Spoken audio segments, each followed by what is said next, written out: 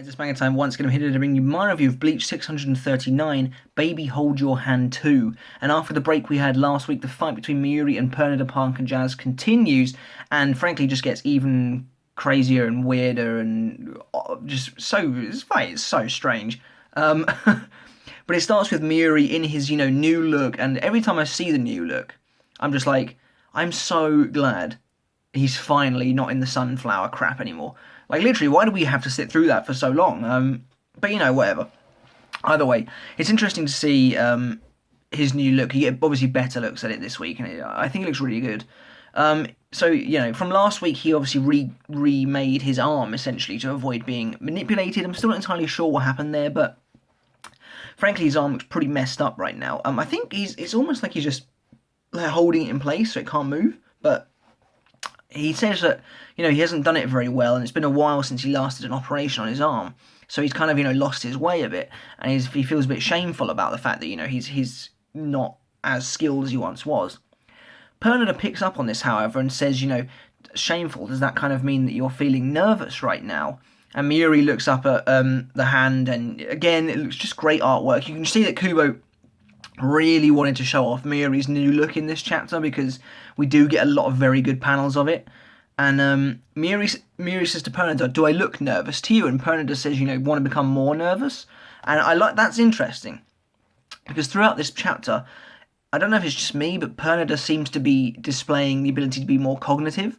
Like, the speech is growing, it's growing more eloquent, and she's able to, and I keep calling it she, that's just force of habit, and is able to, make fun of Mayuri now and be sarcastic and cheeky, and it just seems like Pernida seems to be getting smarter almost. I don't know why or how, but it does seem to me like in this chapter Pernida is getting, at least the speech is getting better. So then the first of many gross things in this week's chapter happens. The finger that was on the ground before suddenly erupts and becomes a whole hand.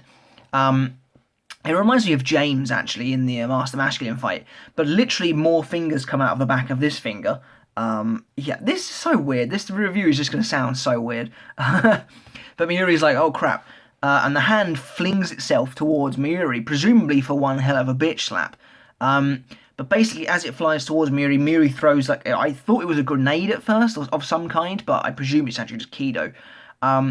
He basically casts a Kido at the hand, and it explodes on the hand and sends it flying. Which is, cool. It's interesting that Mayuri didn't need to say anything for the Kido to work, so presumably it was relatively low level. But anyway, he's like, even if I rip off your fingers, they're just going to become another hand. It's going to be hard to rip you apart and take you home in pieces then. As he's saying this, however, there's a big splatter of blood, and Mayuri kind of turns to look behind him, and he sees that Pernida has ripped its middle finger off with its index and ring finger. How is that even possible? Like literally, that's literally not possible. But either way, it's a really creepy and gruesome image seeing this hand now missing these two fingers. But, like, seriously, it's super weird. Pernida's just creepy as hell, man. But yeah, it's now holding its middle finger in between its other fingers, and I guess you could say it's giving Mayuri the finger? No? Okay. But, basically, Pernida says to Mayuri again, do you want to become more nervous? And, as it's doing that, the middle finger, I still can't get over how weird this all sounds. The middle finger that its other fingers are holding sprouts more fingers. Yeah, it literally sprouts more fingers.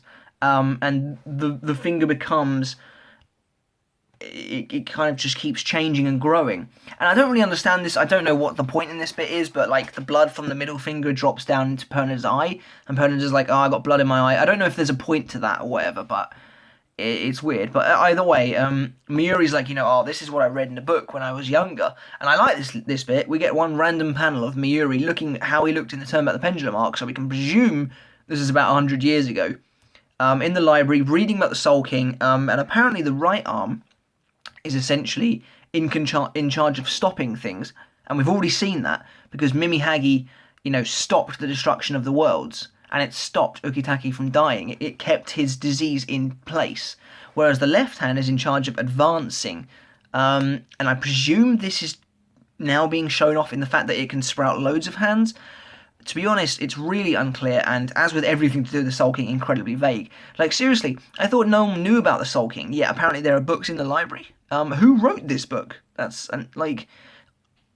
think it's interesting as well that there are books in the Soul Society written about the individual limbs of the king. So have they always been a part like this? You know, it's really weird. And honestly, once again, we need to know more. Whether we'll know more is not for me to know. But anyway, Mayuri's like, the knowledge you learn in books, however, is just knowledge. I don't really believe it until I've actually seen it with my own eyes. And he's like, but he can't believe that he was lucky enough to be able to see both Mimihagi and Ukita and Pernida at basically the same time. And he's like, this is really a wonderful fight. I'm very happy. We then get a very creepy cover page of basically these three arms. They're growing out of. They appear to have grown. One of them must have grown from the middle finger, and one grew from the little finger, and they're rising up above Mayuri. It's really creepy. I do like how Pernida's hand basically looks like it's doing that now. That's kind of funny. But yeah, they rise up above Mayuri. Mayuri looks rather ominous. He draws his Zanpakuto toe. Now, I actually really like this next scene because Kubo makes a big deal of a captain using Bankai, and we haven't really... That's not really happened. Like, even Rukia's Bankai was literally just her going like that on a single panel. But this is really cool because we see Mayuri floating in the air, the nerves underneath him, and he kind of swings his sword out, and then he brings it up in front of him, and then he goes, Bankai, like he does in on the episodes, and... It's actually, this whole page is very nostalgic, I think. Maybe that's just me, but I love the whole bringing his sword in, bringing it up, and then, being like, Bankai. And it's like, whoa, that's cool. Like, the way he says Bankai makes Bankai look epic. One of my only issues with Rukia using Bankai was that I thought she used it in almost a... The whole process leading up to it wasn't that epic. She was literally just like, Bankai. And then that was, okay, that's alright. But like Mayuri does, and it's just really cool. I think it's really cool done here.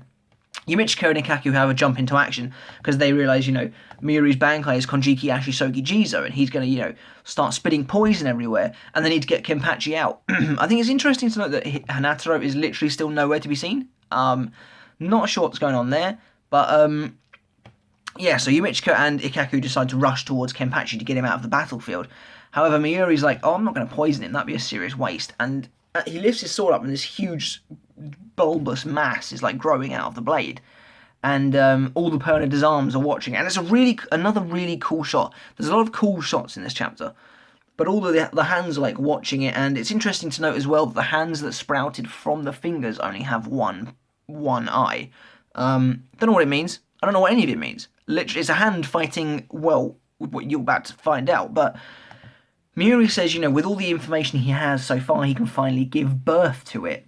And then we see on the next page, the true form of his Bankai, Konjiki Ashisogi Jizou Matai Fukuin Shotai, which means something like diseased womb, no, something like disgusting womb wrapped in disease, or something like that. But it's basically this huge, like, Buddha-like guy who's, like, sitting there, in nothing but a cloth, and like he's sitting on like intestines or something, and he's got lanterns hanging from his head. Again, creepy as hell, but just another example of fantastic character design. It does, slightly resemble Konjiki Ashisogi Jizou. It also slightly resembles Pepe. But it just looks really cool, and it's just, yeah, like I said, another example of Kubo's great design. It has a massive scar on its stomach, which does become, important. But yeah, so basically Mayuri then goes on about what he's done to his Bankai, because Ikaku and Yumichiko are like, holy crap, he's got a new Bankai. So basically, Mayuri says that, he modified it. And actually, it's interesting, we do get to see Ikaku taking, he's got Kenpachi on his shoulders and he's running away with him. But anyway, yeah, Mayuri says, he modified Konjiki Ashisogi Jizou. Basically, its ability is that Mayuri sends information to the new Bankai, and based on that, Matai Fukuin Shotai summons Ashisogi Jizous that are able to directly counter the opponent. Yes, it's cheap. Yes, it's quite arse-pully, but it's Mayuri, and I'm not too fussed by that fact. But because I still think Miuri's going to lose this fight. But yeah, basically he says, you'll soon understand. But there's something I want to point out here first before we begin. I actually think this Matai Fukuin Shotai was probably always the true form of Miuri's Bankai. Kind of, like Dangai Joe and Soho Zabimaru. That seems to be a bit of a theme running in this arc. Because I think the reason being is that, Konjiki Ashisogi Jizou looks like one of these babies that it births. And it kind of makes sense, I think, that it would be able to... that Miuri would just be using one of those to start with, and then in this fight he brings out the proper one. But it's just freaking disgusting what happens now. Basically, the baby kind of starts crying, and then from its stomach, this bloody Konjiki Ashisogi Jizou bursts out. But it's like, got no skin, and it's just like nerves covering it, and black eyes, and... Kubo, man, you're fucked up. Seriously, this this bit is really messed up, and really... a lot of people have been saying it, and I really agree with them. I do sometimes feel like Kubo wishes he was writing a seinen, because this has got to be pushing the boundaries of what you can get away with in shonen. But yeah, Miuri basically reveals how this particular Ashisogi Jizou is able to counter Pernida.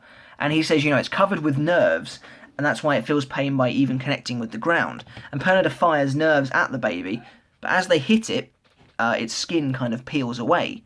And Miuri reveals that, its nerves are divided into 70,000 layers. And so basically the way this is able to counter it is by when Pernida puts its nerves into it, the skin just comes off, and that's it. No problem. That's how this particular Ashisogi Jizou can counter Pernida's ability. And it opens its mouth, and Pernida's kind of like, oh crap, and he gets eaten. Again, very reminiscent of the fight with Zale. But then there's only a certain amount of moves these kind of Bankais have, so it's going to be slightly similar. But the Konjiki Ashisogi Jizou, is like, whoops, just knocking my camera there. The Konjiki Ashisogi Jizou is, like feeding itself with Pernida's arms. Unfortunately, I don't have any editing software right now. Literally everything is screwed right now because I don't currently have a proper laptop, so I'm going to have to make do. But yeah, he's like literally stuffing these arms in his mouth, and it's just some seriously weird imagery going on. But, I think this fight's just meant to be fucked up. And so basically, Miuri's like, you can fight him if you want, as long as you can try and get through all 70,000 layers before it completely swallows you up. So Pernida's being eaten. There's no way for him to break through because the layers will just peel off. And the last thing we kind of see of Pernida is its eye as it's like being swallowed up. And it seems to be watching Miuri, and Miuri's just got this crazed grin on his face. And the fight ends with Konjiki Ashisogi Jizou, sucking up Pernida's finger, similarly again to the fight with Zale. However, and this is weird, this is the end of the chapter, Miuri is being watched from behind by Nemu, and she looks super ominous and super, concerned. It's just weird, why is she looking like that? We've already had foreshadowing from Nemu that Miuri might be in trouble in this fight, and I still think that's going to happen. I still think that's the case. Some people have said on forums that Nemu is going to turn against him, backstab him, but I really don't believe that, because Nemu's been created by Miuri. There's no reason for her to go against him all of a sudden. I think it's more just she's watching him, concerned that he's going to lose this fight still, because he's not taking the same amount of care he generally does. Even now in this fight, he's just gone and suddenly released Bankai and now thinks he's won. I definitely think Pernida's coming back. It wouldn't surprise me if Pernida went Volstendig inside the Konjiki Ashisogi Jizou and blew it apart, and then went ham on Miuri, because I think he's going to completely... I think Pernida's going to win this. I still think that. Kubo's just letting Miuri have his moment before he brings him crashing down again. I was actually thinking maybe Nemu is going to be an insight to us for a flashback, because I think if Miuri dies, he will get a flashback. And we might see the first time he made Nemu and all this sort of thing, and that might be why it's transitioning to her, because we might start getting her memories. But yeah, other than that, the end of the chapter is certainly ominous, and I'm not entirely sure what to think. I do think it's just Nemu kind of watching him, afraid that he's about to lose the fight. And yeah, I just think generally she's just there to kind of tell the readers once again, Miuri's not out of the water yet. The fight's not over, and it's probably going to be pretty bad for him. Because again, I think it's important that it ends the chapter with Miuri's massively crazed smile, because he thinks he's won this, and he's kind of getting in over his head again. So yeah, I think Pernida's going to come breaking out. I think it's interesting as well that Mayuri let Konjiki Ashisogi Jizou swallow Pernida, because those protective layers were presumably only on the outside, so that was weird. But yeah, either way, the fight's certainly interesting. Pernida is not the most interesting villain. Like, there's stuff I'd love to learn about it because it's the Soul King's arm, but we're just not being told any of it. So yeah, I hope we do get to find out more. I'm going to give this week's chapter, guys, a 3 out of 5. I loved the artwork. The Bankai, of course, looks incredible. But nothing really happened this week. It was literally all Mayuri's Bankai, which probably wasn't really necessary, but... And the fake out at the end is one of the most obvious I've ever seen in Bleach. You know, literally, if Pernida is dead, I'll be not only phenomenally disappointed, but phenomenally surprised. But let me know, guys, in the comments below what you thought of this week's chapter. Did you like it? Do you like Mayuri's complete new Bankai or full Bankai? And do you think Pernida is dead? What do you think Nemu's up to at the end of the chapter there? Let me know in the comments below. I'd really appreciate it, guys. And give me a subscribe. That'd be super great. But until next time, guys. See you later.